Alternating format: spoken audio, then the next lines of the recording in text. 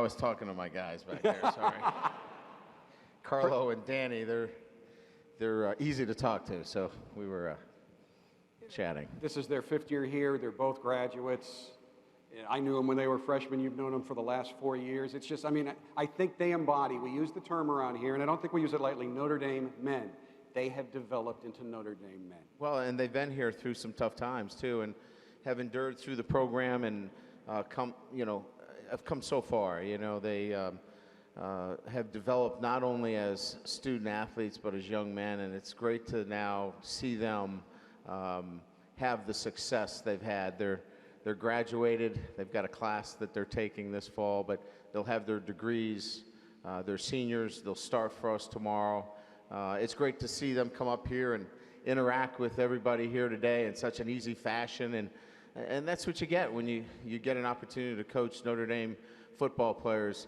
You get a chance to interact with them behind stage, and it's just a fun time. I've had the privilege to work with a number of Notre Dame coaches, and something I've learned over the years are you can call everybody. You can call Era, you can call Lou, you can talk to hundreds of people in the coaching profession, but you can't learn what it's like to be the Notre Dame coach until you've been the Notre Dame coach for a while. So with that in mind, as you approach this season, as you approach this weekend, there's no busier head coaching home weekend than the one here at Notre Dame. How have you changed the way you both deal with everything that you have to do and maybe how you embrace it? Well, I think, first of all, you have to get to know Notre Dame, and we have such great and unique distinctions. And I think, first and foremost, you embrace the distinctions of Notre Dame. There's nothing greater than a football weekend here at Notre Dame. So I think, first, you understand how important it is to really embrace what is so important to Notre Dame, and that is the campus comes to life on Wednesday, and you can feel it. It's palatable. And Thursday with our radio show last night over at O'Rourke's, you could feel the crowd start to, and you and I did that show last night. It was really riveting. And then today with an incredible turnout, our players feel that too. And so we make sure that the schedule is balanced because our kids are still going to class, and we want to make sure that the practice schedule fits in with everything else is going on. We've got the pep rally, which we want to be obviously part of.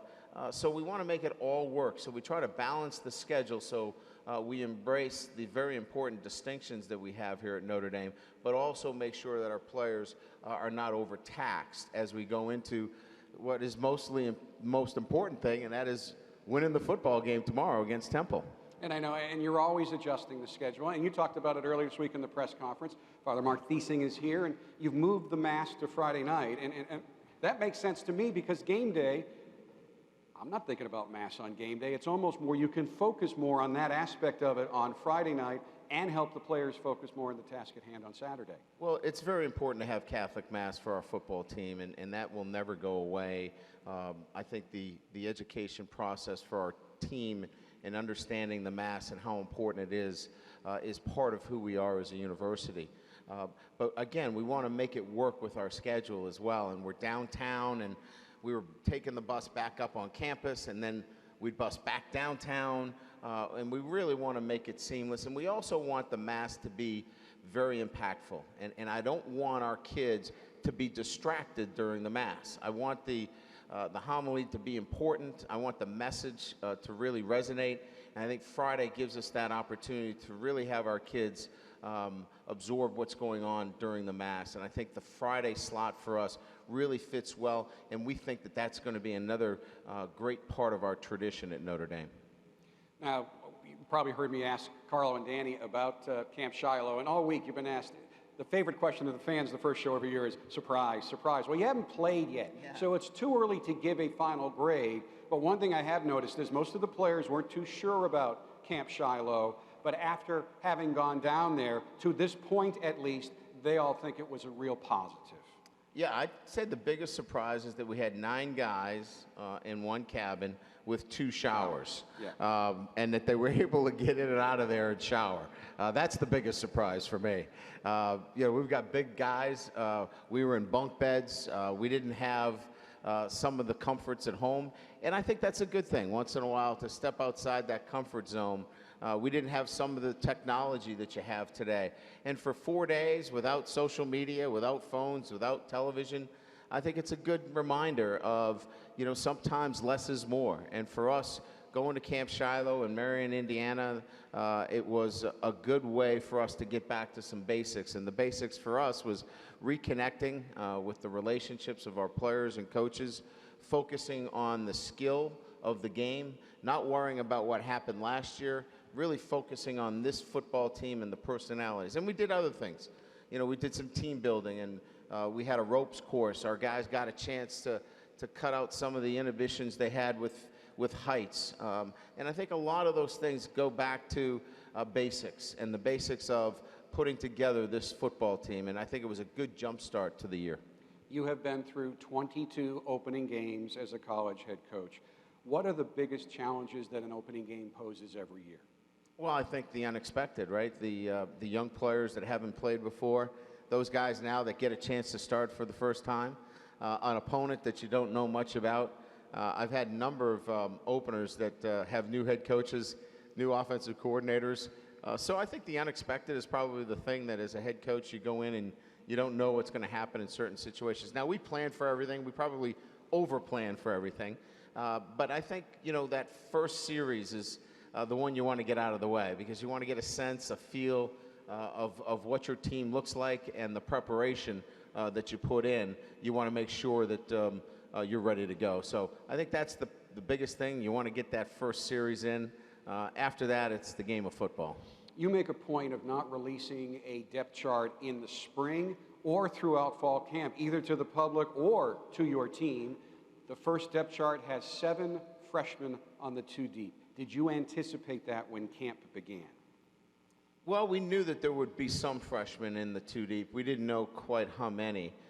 They've earned their opportunities. Anybody that plays for Notre Dame is going to earn the right to be on the field. So I think it's a great mix. We've got a lot of veterans that played last year in a national championship game, and we've got a lot of young players that played in high school games last year at this time. I think it's a great balance, a great mix of some young talent with some veterans. And then I think there's a third element of that as well, is there's that next man in. That guy, they didn't play much last year that you're going to see a lot of this year. So a nice blend. I think as a football coach, you like to see that across the board. And again, exciting football team to look at because there's going to be a lot of new names as well. This is the ultimate team sport. You're always in the spotlight. You embrace it. We're here to please the fans, and you know who they're talking about. It's your quarterback, Tommy Rees. 18 previous starts, back in the starting role. Your thoughts on how he's progressed? Well, first of all, it's very comforting to know that a guy that was your number 2 quarterback last year has 14 wins under his belt already when you go into an opener and you lose your starter, and Everett Golson. So, Tommy has improved over the spring and the summer. He's had a great preseason camp. I expect him to do the things necessary for us to have an extremely successful season. Tommy has focused strictly on his own development. He hasn't had to worry about being the starting quarterback. We named him the starter early on in this process, so it hasn't been about looking over his shoulder. And so there's high expectations always for the Notre Dame quarterback.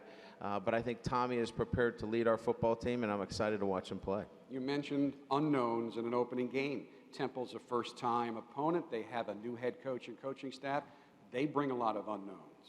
And they bring, obviously, a talented football team. This is a group that plays, in the former Big East, and we know the kind of talent that they have there, playing Pittsburgh, obviously, last year, a team that took us to overtime. So, they're going to be a talented team. They're going to be a team that, obviously, everybody that plays Notre Dame at Notre Dame Stadium plays their absolute best. We saw that last year. So we know what's in store for us, a team that will play with their, obviously, great enthusiasm. An opportunity to beat Notre Dame is always bringing out the best in the opposition. So we'll have to be ready to play our best. One of my favorite questions is usually my last question, but the media, print, broadcast, they all love to give you their keys to the game. Well, I don't think anybody's more qualified to give you keys to the game than the guy who spent the last month preparing his team for the game. So what are your keys to the game for tomorrow? Well, we always like to start fast. And then there's got to be an attention to detail. We can't play sloppy. Attention to detail, taking care of the football. eliminating the penalties. I like to see an effort and enthusiasm to our football team, and then obviously finish it strong. And we call that 4 quarters of winning. And if we can have those 4 quarters of winning show up each and every week, we'll have a successful football season once again here at Notre Dame. Coach, thank you very much for the time. Thank you, Jack. And you will get to see Coach again tonight. The pep rally is right outside the Rockne Memorial Gymnasium. Coach and the team will be there.